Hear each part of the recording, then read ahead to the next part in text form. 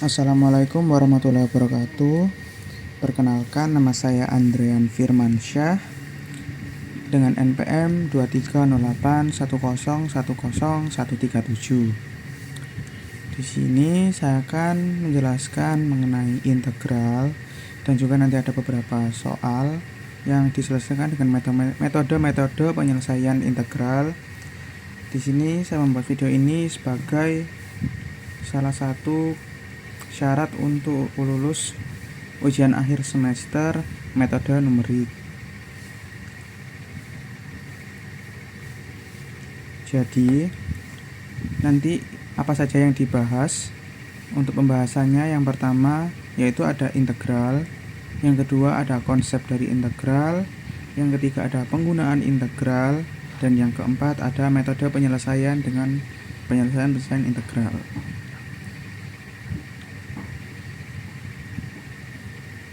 Nah, jadi apa sih integral itu? Jadi, integral adalah konsep dalam kalkulus yang digunakan untuk menghitung luas, volume, atau jumlah total dari suatu nilai yang terus berubah dengan membagi objek menjadi bagian-bagian kecil. Integral tak tentu menghasilkan fungsi antiturunan, yaitu kebalikan dari turunan, yang mencangkup konstanta psi, sedangkan integral tertentu menghitung nilai numerik untuk area di bawah kurva dalam interval tertentu.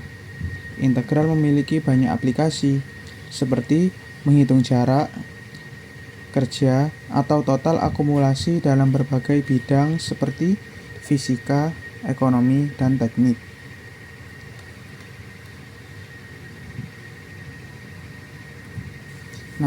Konsep integral ini berhubungan dengan perhitungan akumulasi dari suatu nilai, seperti luas, volume, atau total perubahan, dengan cara membagi suatu objek menjadi bagian kecil yang tidak terhingga dan menjumlahkannya. Integral memiliki dua bentuk utama, yaitu integral tak tentu dan integral tentu. Dapat dilihat perbedaan dari integral tak tentu dan integral tentu terdapat pada bagian ini, di atas dan di bawah simbol integral. Pada integral tak tentu, tidak ada angka yang membatasi batas bawah dan batas atas dari integral. Sedangkan pada integral tentu, terdapat batas atas dan batas bawah pada integralnya. Di sini batas bawahnya adalah 1 dan juga batas atasnya adalah 2.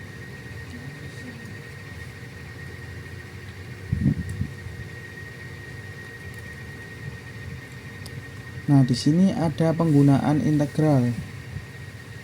Jadi penggunaan integral itu sangat luas dan juga sangat banyak. Jadi yang pertama, di sini ada gambar vas bunga. Nah, mengapa vas bunga? Jadi penggunaan integral ini bisa digunakan untuk menghitung volume dari vas bunga. Caranya itu nanti bagaimana? Dari vas bunga ini kita bagi sehingga menjadi seperti bentuk kurva atau seperti garis yang melengkung. Nah, dari itu kan nanti jika dirotasi itu bisa menjadi bentuk 3 dimensi. Dari itu kita hitung luasnya, kemudian nanti dikali dengan rotasinya itu. Tetap menggunakan pi juga kan, soalnya dia rotasi ya, jadi berputar. Nah, kemudian di sini ada gambar orbit planet. Dalam astronomi, integral itu digunakan untuk menghitung jarak atau lintasan planet berdasarkan hukum gravitasi Newton. Integral ini membantu memodelkan kecepatan, momentum, dan energi yang menentukan orbit, elips, atau lainnya. Kemudian di sini ada gambar grafik naik, ya seperti grafik lah, seperti ilmu ekonomi. Jadi dalam ilmu ekonomi itu integral itu digunakan untuk menghitung nilai total seperti biaya total, utilitas, atau surplus konsumen. Nah, contohnya itu seperti menghitung surplus konsumen itu. Kemudian di sini kita mau bahas metode penyelesaian integral. Jadi pada bahasan kali ini kita akan membahas 3 metode penyelesaian integral. Jadi yang pertama ada metode Riemann, ada metode trapezoid, ada metode Simpson sepertiga.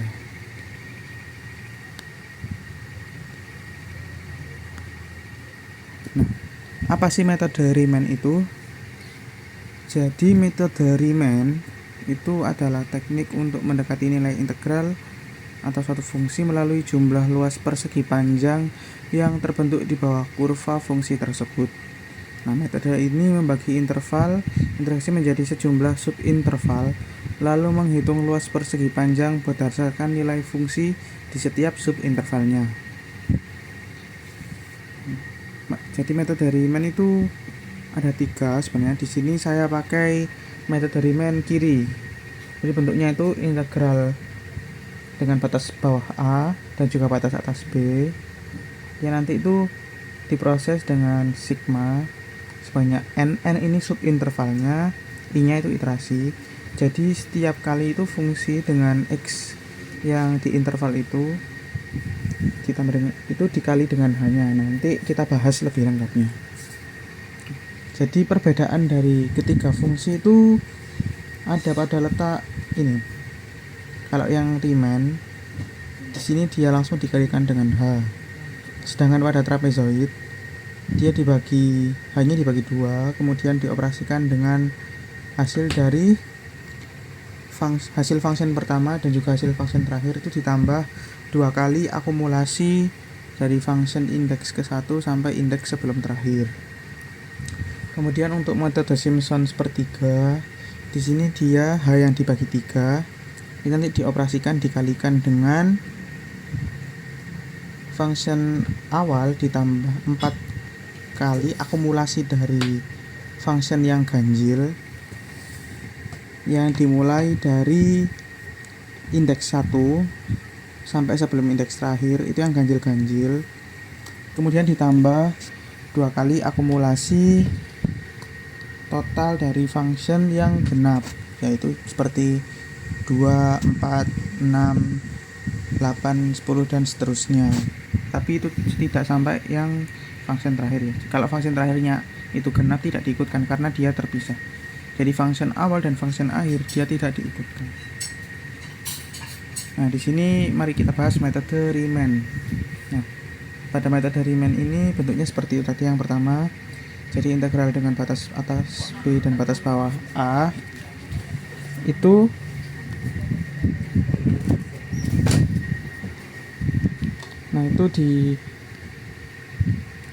jadi akumulasi dari function-function yang sudah dibagi dengan X-nya yang nanti ditambah-tambah terus, seperti looping lah konsepnya, itu nanti diakumulasi kemudian dikali dengan H.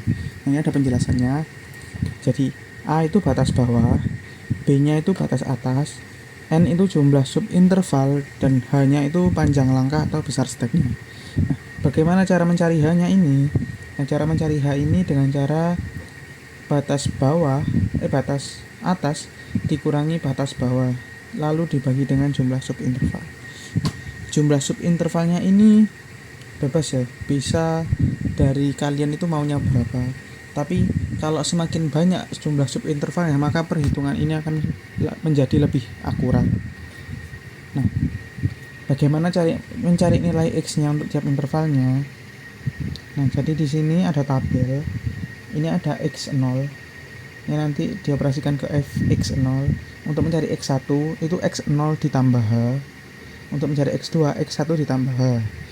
Jadi dia itu akan terus bertambah mengikuti itu, bertambah plus H. Jadi dia increment berdasarkan H, ditambah H terus setiap kali looping sampai dengan dia mencapai terakhir yaitu Xn yang terakhir.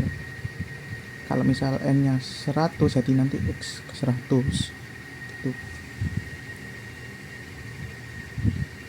Nah, dalam metode Riemann itu bentuk yang lebih jelas tanpa simbol sigma itu seperti ini.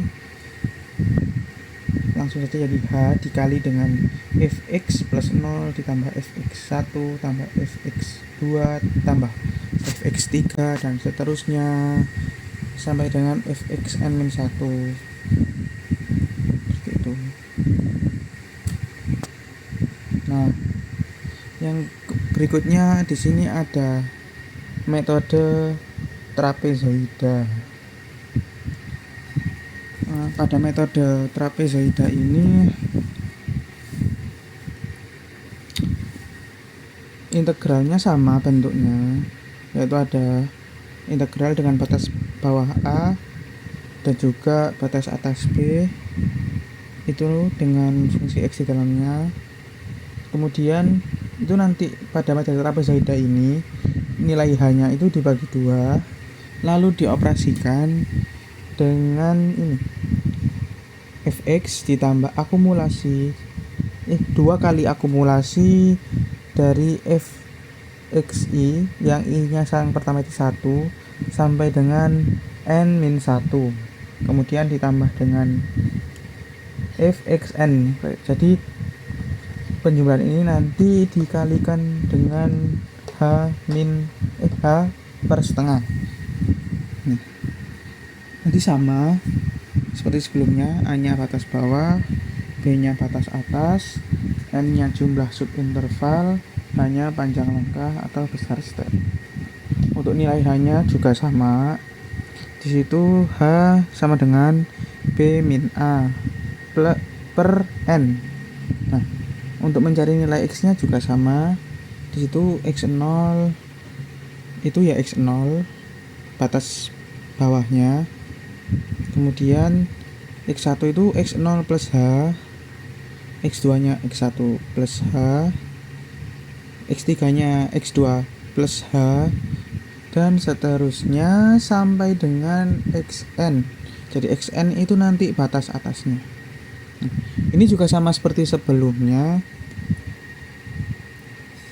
Jadi nilai untuk N-nya ini itu bebas, tergantung dari kalian juga itu maunya banyak atau kecil. Jadi semakin banyak itu nanti perhitungannya juga semakin akurat. Nah, di sini ada metode trapezoida itu. Oke, sebelumnya apa sih metode trapezoida itu? Jadi metode trapezoida itu adalah teknik numerik untuk menghitung integral dengan pendekatan menggunakan trapesium. Jadi kan kurva itu nanti dikasih garis-garis itu nanti bentuknya trapesium. Kalau yang Riemann kan bentuknya persegi. Dibandingkan dengan metode Riemann itu, metode ini tuh lebih akurat karena memperhitungkan area di bawah kurva. Nah, kalau yang Riemann kan kotak ya, itu kadang sedikit bagiannya itu keluar dari garis lengkung kurvanya.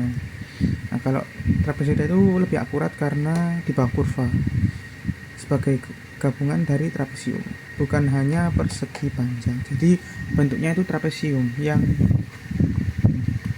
set gini, seginya itu bentuknya trapesium, enggak kotak gitu. Langkah-langkahnya juga sama seperti metode Riemann tadi yang seperti ini.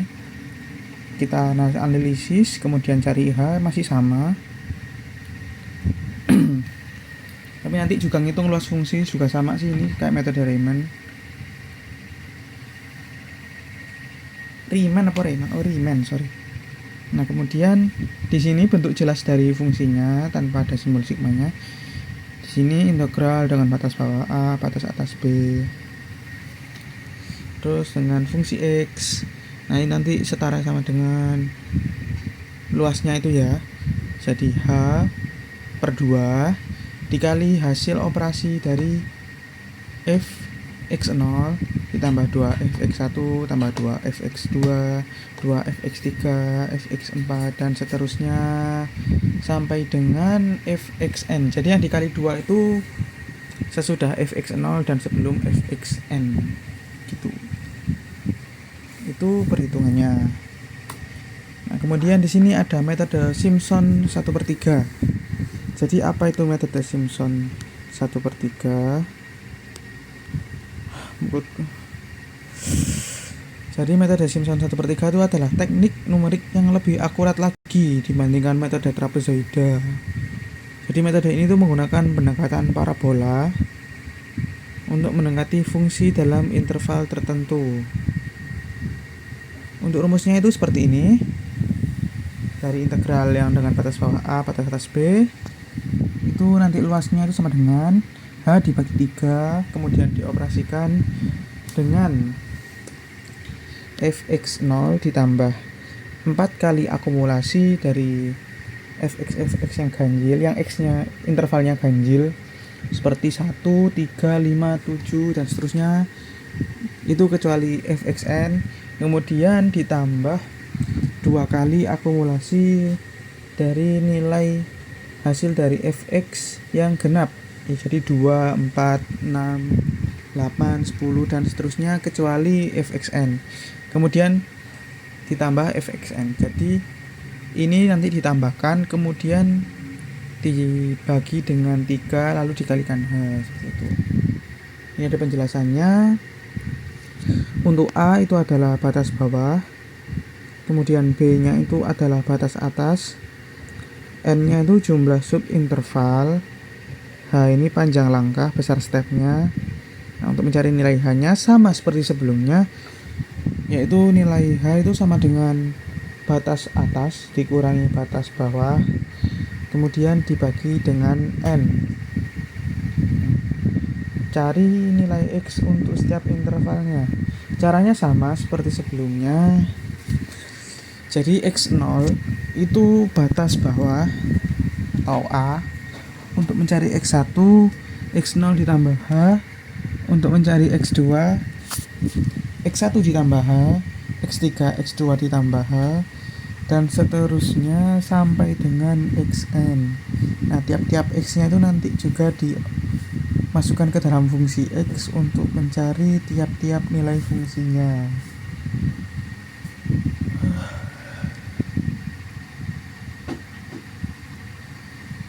Nah, bagaimana sih caranya menggunakan metode Simpson ini?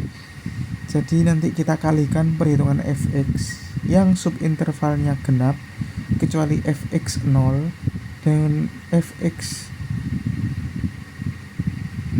yang genap ini nanti dikalikan 2 dan fx ini yang ganjil dikalikan 4 kecuali fx dan fxn, kemudian dikalikan dengan h dan dibagi 3, seperti itu. Nah, itu rumusnya yang lebih jelas tanpa menggunakan sigma. Di sini sama h/3 dikali fx0 tambah 4 kali fx1 tambah 2 kali fx2 tambah 4 kali fx3 tambah 2 kali fx4 tambah 4 kali fx5 dan seterusnya sampai dengan fxn.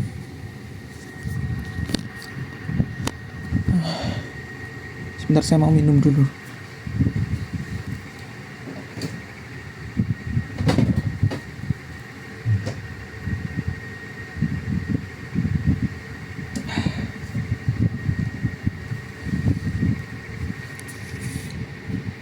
Nah, metode Simpson itu seperti ini. Kemudian kita lanjut ke contoh soalnya. Untuk contoh soalnya di sini kita memakai integral dengan batas atasnya 4 dan batas bawahnya 0. Kemudian untuk integralnya sendiri ini ada x pangkat 3 dikurangi 2x ditambah 1 dx. Nah, dx ini format integral biasa, seperti biasa. Ada dx nih. Dari soal ini kita analisa. Ya, sih batas atasnya 4 dan juga batas bawahnya 0. Nah, bagaimana cari menilai H-nya? Nilai H-nya ini B min A per N. Nah, kita asumsikan bahwa nilai N ini adalah 10. Nah, Jadi untuk mencari nilainya ini, batas atasnya tadi 4, yang B dikurangi A batas bawah 0 dibagi dengan 10. Jadi 4/10 itu hasilnya 0,4. Nah, jadi kita dapat stepnya itu 0,4.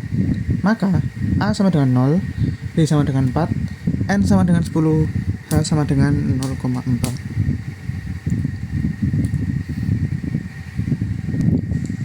Nah, tadi kan kita lihat bahwa tiap fungsinya itu pasti pakai operasi X yang tiap kali intervalnya bertambah dengan jumlah stepnya.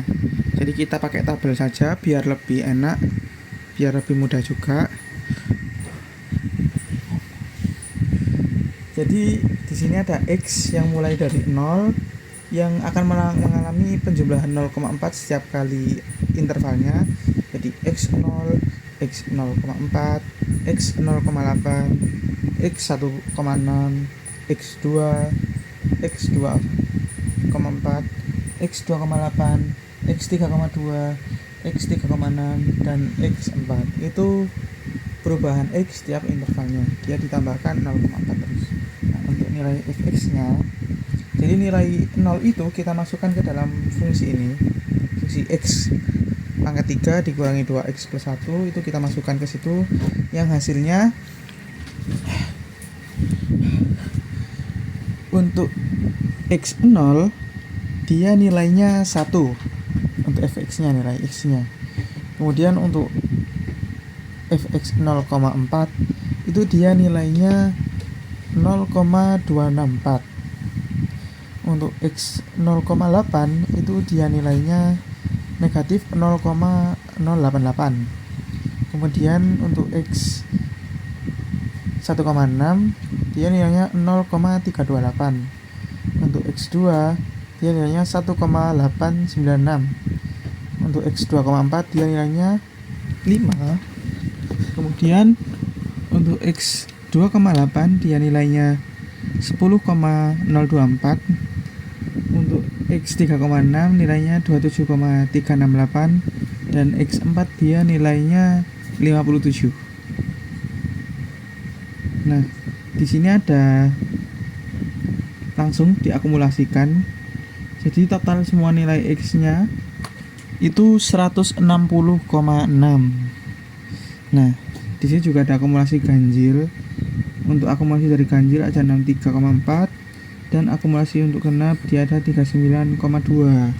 Ini tidak menginclude fx0 dan fxn. Jadi yang ganjil ini 1, 3, 5, 7. Yang genap 2, 4, 6, 8. Nah, di sini kita masuk ke metode Riemann. Jadi seperti tadi, definisi metode Riemann itu kita bagi kotak-kotak. Nah, untuk metode Riemann ini fungsi utamanya ada di sini.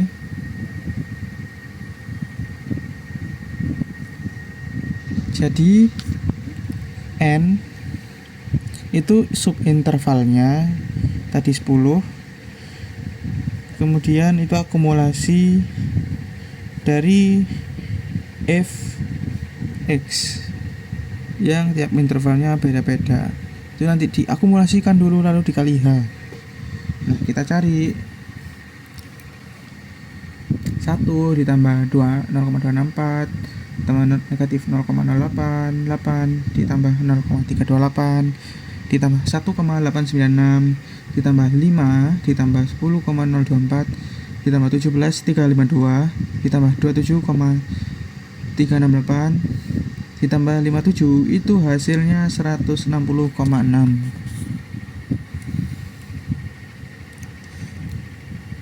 Jadi 160,6 ini kita kalikan 0,4. Jadi hasilnya luasnya itu 64,24. Nah, kita bandingkan nih sama hasil jika menggunakan integral biasa. Kalau hasil menggunakan integral biasa itu hasilnya 52, terpaut jauh juga ya dari kita. 54 ke 52 itu R-nya sekitar 23%. Jadi seperti itu. Ini bukan 0, tapi langsung 23% untuk errornya. Nah, kemudian kita lanjut ke metode trapezoid. Pada metode trapezoid ini kita menggunakan soal yang sama juga, yaitu integral dengan batas atas 4 dan juga batas bawah 0. Itu dengan nilai fungsi dalam integralnya itu x pangkat 3 dikurangi 2x ditambah 1 dx.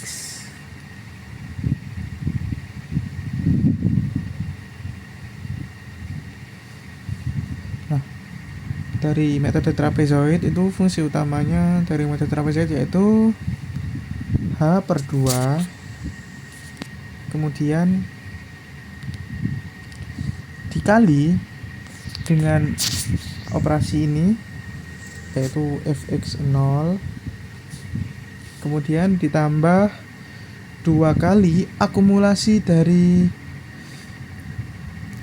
fx setelah 0 dari fx0 yang setelahnya, jadi indeksnya 1, fx1 sampai dengan fx sebelum n itu diakumulasikan, kemudian dikali 2, kemudian yang terakhir ditambah dengan fxn.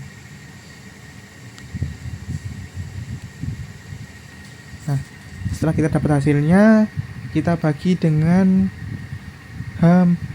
kita kali dengan h/2. Jadi di sini langsung saja kita masukkan untuk tiap-tiapnya. Untuk h 0,4 dibagi 2, kemudian dikali 1 ini dari mana? Jadi 1 ini, nah 1 ini dari sini, dari fx0, kemudian 205,2 ini akumulasi tadi dikalikan dengan 2, kemudian tambah 57, ini hasil dari fxn.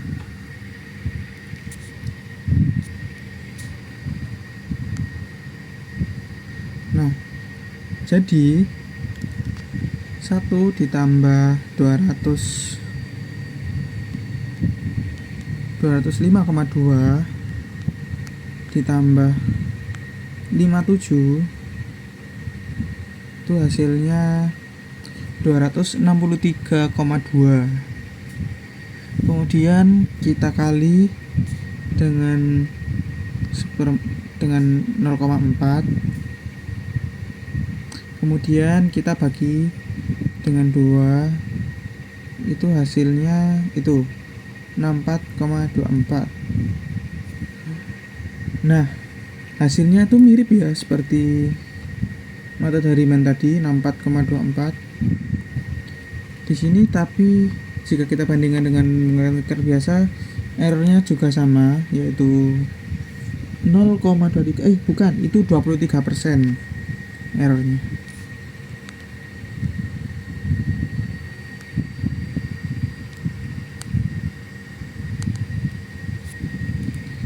Nah, ini sama seperti metode Riemann tadi, untuk errornya tetap 23%.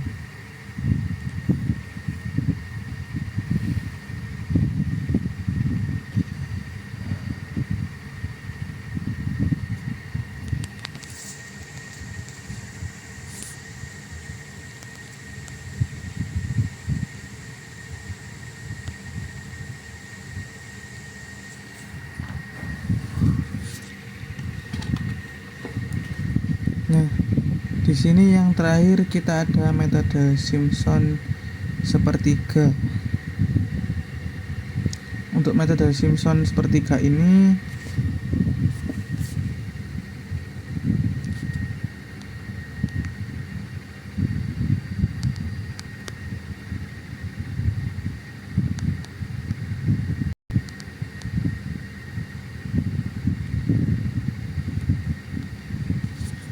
ini perbedaannya itu ada di sini.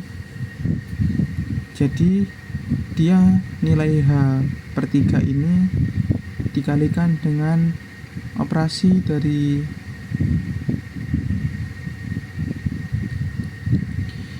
fx0 yang indeksnya pertama itu ditambah 4 kali dari akumulasi ganjil yang tadi yang pertama, kemudian ditambah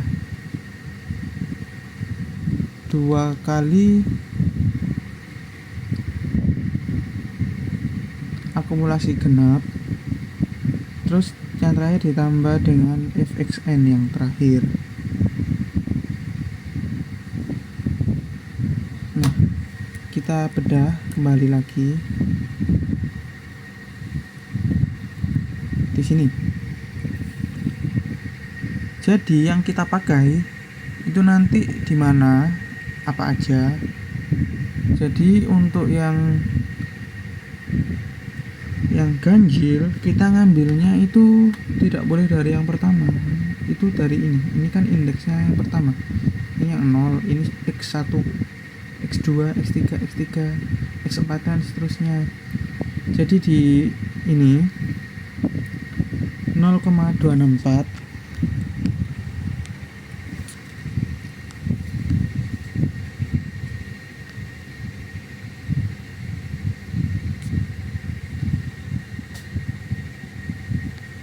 ditambah 0,328 tambah 5 tambah 7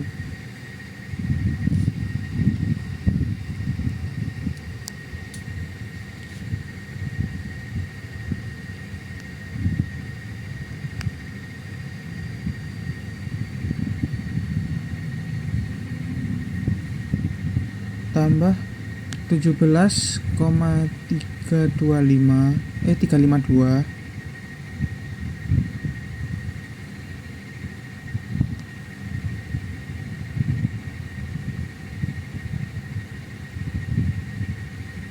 itu hasilnya itu. Nah, kalau genap itu hasilnya itu. Ini ganjil, ini itu ditambah masuknya ke ganjil. Kemudian untuk yang genap ini kita ambil jangan dari sini, kan ini indeks ke 0, 0 kan genap, kita nggak boleh ambil, kita ambilnya harus dari 2, ini 2, 3, 4, 5, 6, 7, 8. Nah, ini kita ambil, itu dimasukkan ke genap.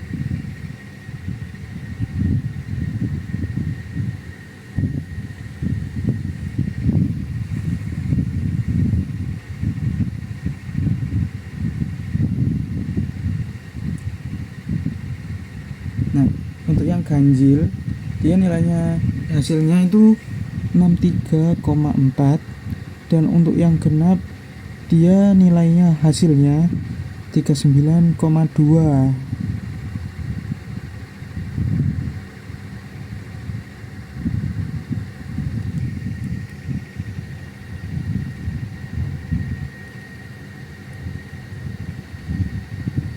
Nah, jadi kita masukkan saja nilai-nilai tadi.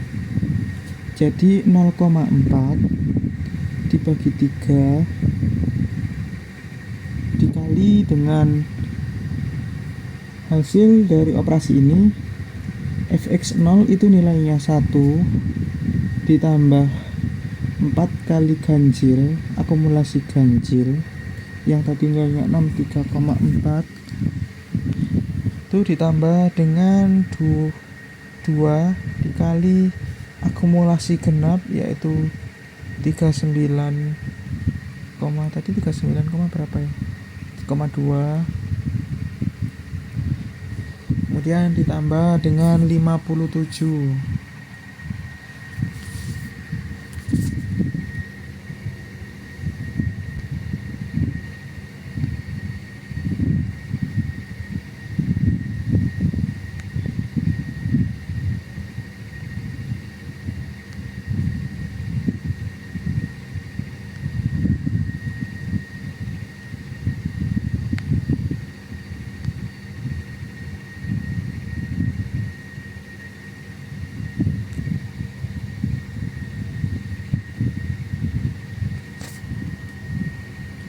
Nah, gimana?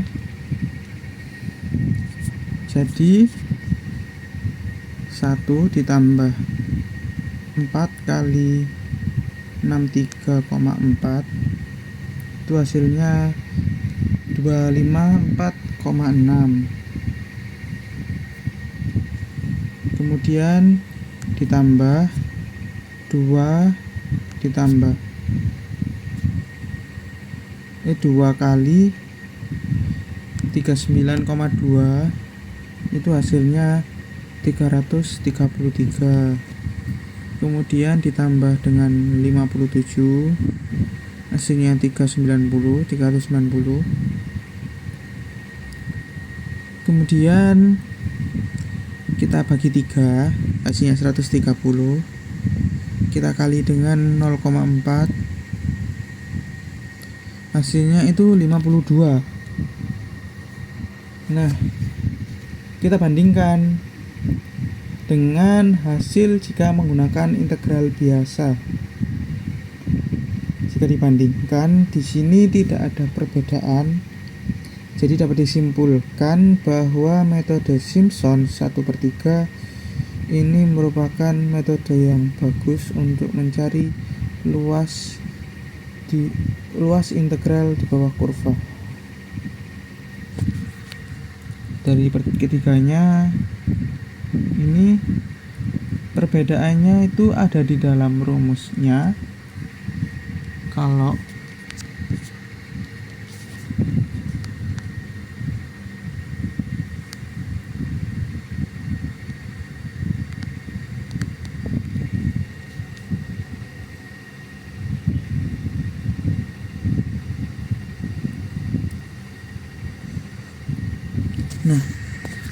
kalau perbedaan dari ketiga metode ini, jadi yang pertama untuk metode Riemann, dia itu pendekatannya menggunakan persegi panjang. Nah, sedangkan untuk trapezoida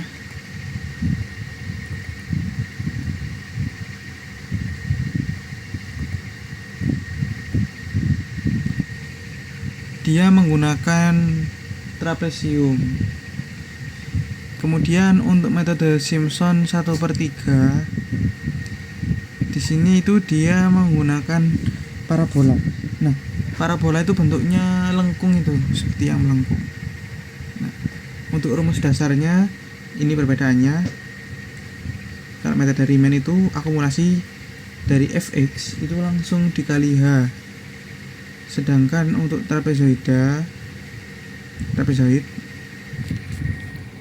dia itu ini fx0 dan fxn itu ditambah, kemudian ditambah 2 kali akumulasi dari nilai fx sebelum n, fxn, dan fx sudah fx0.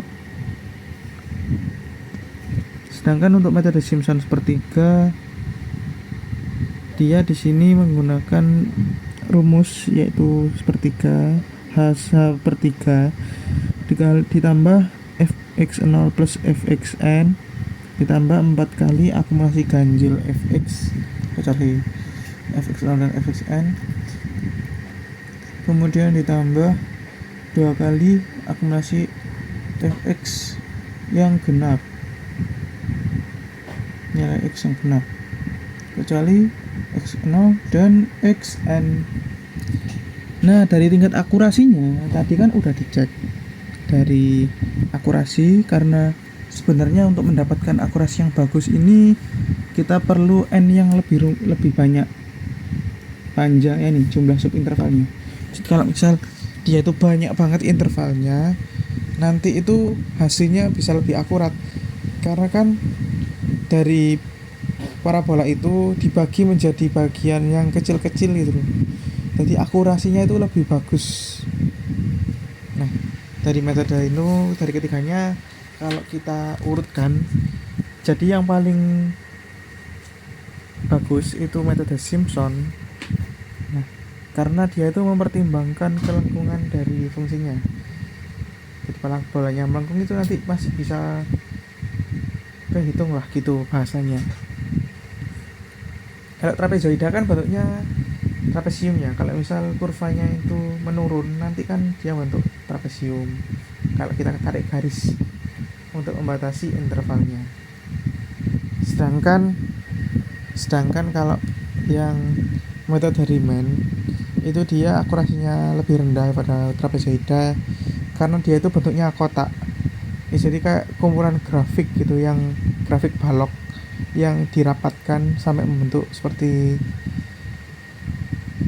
grafik fungsi integral gitu.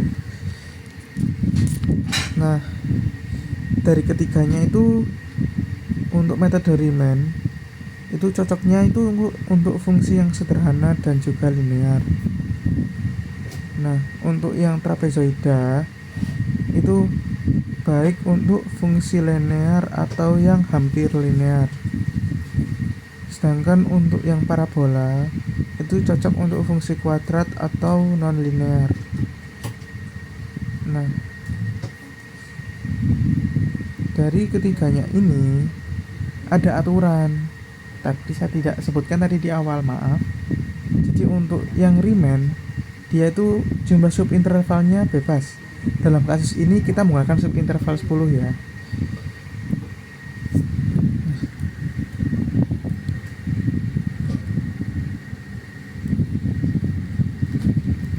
Nah, di sini kita pakai jumlah subintervalnya itu 10 yang n itu. Nah, kalau Riemann itu dia itu tidak ada syarat khusus untuk subintervalnya berapa. Tapi kalau yang trapezoida ini juga sama, tidak ada syarat khusus. Nah, yang ada syaratnya itu dari Simpson 1/3. Di sini dia itu membutuhkan subinterval yang jumlahnya genap. Tadi kita menggunakan 10, jadi aman ya. Nah, kemudian untuk kecepatan konvergensi, jadi apa itu kecepatan konvergensi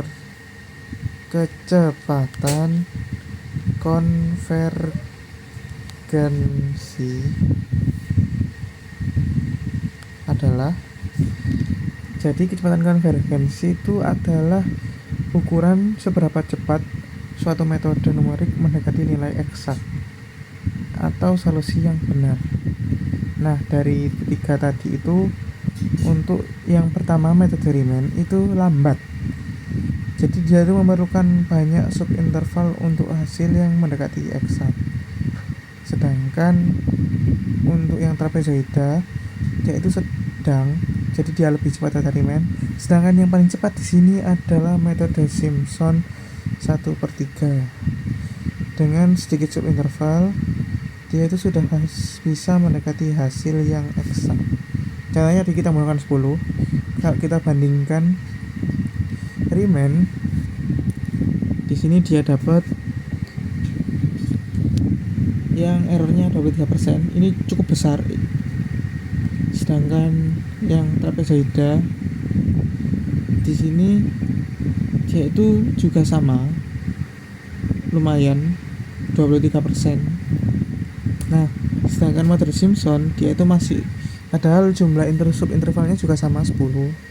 Tapi kalau kita bandingkan, dia itu nilainya sudah eksak ya, sudah 52. Itu sudah cocok sama hasil jika menggunakan integral biasa.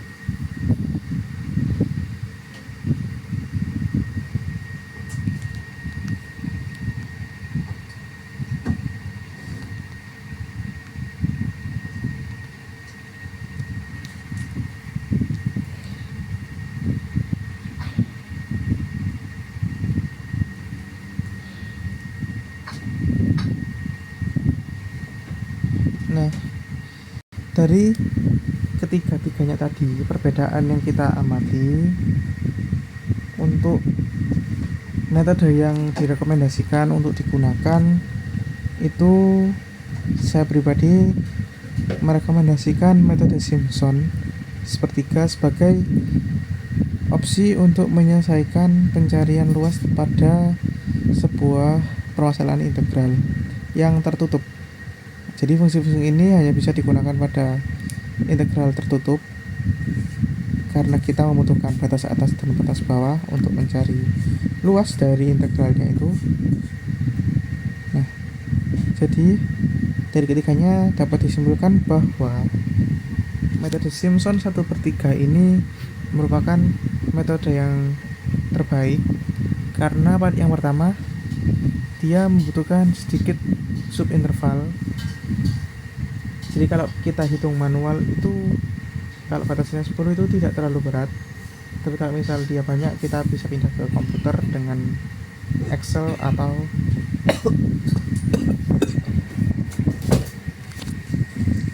dengan coding.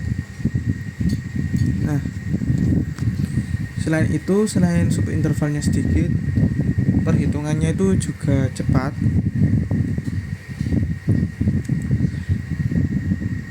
Dan juga mudah dimengerti. Tapi dari ketiganya itu, menurut saya ini cukup sulit karena kita harus membagi ganjil dan genap, kemudian kita cari dan akumulasikan, lalu dioperasikan lagi.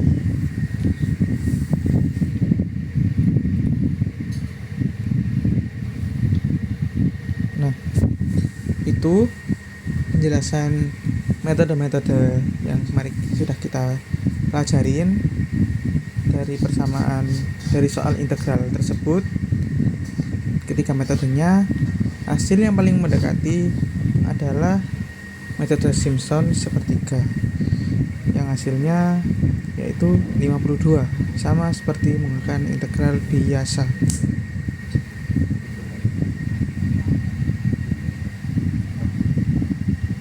Ini PPT-nya udah hapus.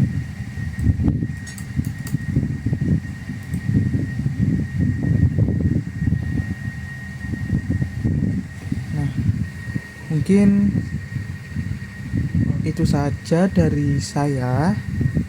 Jika video ini terkesan berbelit-belit atau kurang enak didengar, teman-teman boleh untuk memberikan komentar pada kolom komentar.